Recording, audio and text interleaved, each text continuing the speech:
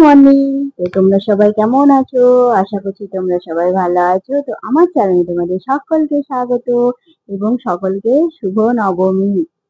তো এই দেখো আমরা কিন্তু সকাল সকাল উঠে পড়েছি। আর রূপু কিন্তু সকাল থেকে উঠি কান্নাকাটি করছে, সব জিনিসপত্র ফেলে দিচ্ছে। অ্যাকচুয়ালি ব্যাপারটা এরকম হয়েছে যে ও সকালে উঠে কিন্তু ড্যাডিকে দেখতে পায়নি।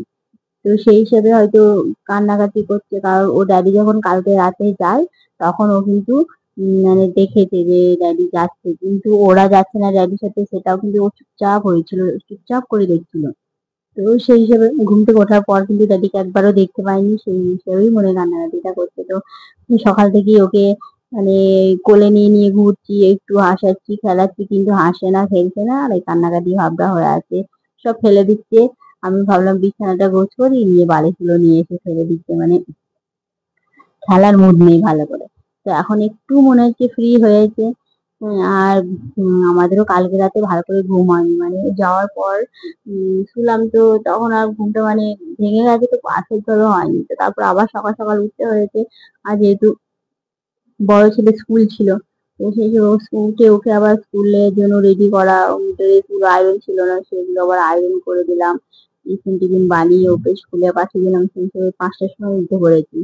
তো এমনিতে গেছে 2টোর সময়, তারপরে শুয়েছি, তখন রূপু জেগে গেছিল, তারপরে রূপুকে ঘুম পাড়িয়েছি, কেন ঘুমিয়েছি সেটা ভালো করে ঘুম হয়নি।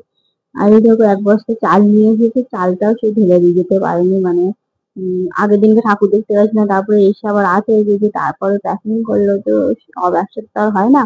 আর দেখো ছেলেগুলো ফেলেছে, মানে ওরা জিনিসপত্র এত বের করে ফেলে রেখে দেয়। এগুলো একটু সময় হলে আবার এগুলো একটু গোছ করে উঠিয়ে রাখবো। উঠিয়ে রাখা তো নয়, মানে যেখানেই রাখো রুকু ঠিক ওগুলো বের করে এখান ওখান করে ফেলে।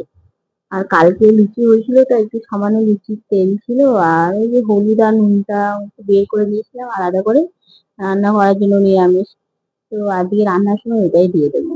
আর রান্না যেহেতু হাজবেন্ড নেই, সেই হিসেবে আমরা খাবো, তো ভাবছি যে একটু চিকেন করব নবমীর দিন, তো একটু আলু দিয়ে ওই যে মুরগির মাংসের একটু ঝোল বানাবো। আর মানে মেয়েটা হজম ঘর নিয়ে এসেছিল, মানে আমি খেতে ভালোবাসি বলে, তো আমি খাই ওগুলো, আমি খেতে ভালোবাসি বলে আমি খাই, আর কেউ ওরা কেউ খাই না, তো ওই একটু ভাজা করবো।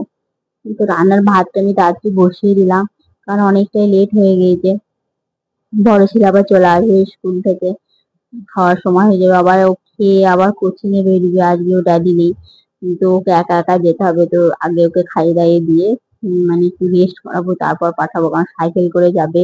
আর প্রচুর রোদ উঠেছে, আর গরমটাও না এত বিচ্ছিরি গরম করছে, মানে ঘরে যতক্ষণ থাকা হচ্ছে ততক্ষণ ঠিক আছে পাখার নিচে, তারপর যে বাইরে বেরোনো হচ্ছে, আর ওরকম আমি প্রচন্ড বিচ্ছিরি একটা গরম, ভালো না।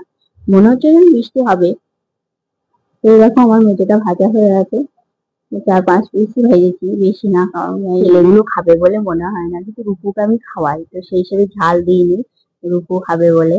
আর মাংসতেও ওই জন্য একটা মেটে আমি দিয়েছি, যাতে নরম পাড়া, তো মাংসটা ও মুখে দিয়ে চিবিয়ে খেতে পারে না, ও খাওয়াটা একটু অন্যরকম রূপুর। তো রান্না আমার এদিকে হচ্ছে, আর রূপু যেহেতু দুধ খাবে সেই জন্য একটু মিছরি গুলিয়ে নিচ্ছি। মিছরিটা অনেকদিন গুড়ানো হয়নি, তো যতটা হয়েছিল গুড়ানো ওটাই, মানে ওকে খাইয়ে দেওয়া হয়ে যে শেষ হয়ে গেছে। তো আজ গুড়াবো কাল গুড়াবো বলে আর হচ্ছে না, তো এখন একটু খাওয়ানোর জন্য যেহেতু খাওয়াবো, সেই হিসেবে আমি ভাবলাম যে একটু মিছরি গুলিয়ে নিই। আর বাদ বাকি যেটা বেঁচে গেছে ওটা একটু রেখে দিলাম, কৌটোতে ভরে পরে খাওয়ানো হবে। আসলে দুপুরবেলায় কি হয়, একা যে রান্না করতে দেরি হয়ে যায়, তো আমি রূপুকে খাওয়াতে বসাতে পারি না, যে একটা টাইম ধরে ধরে খাওয়াবো এরকম হয় না।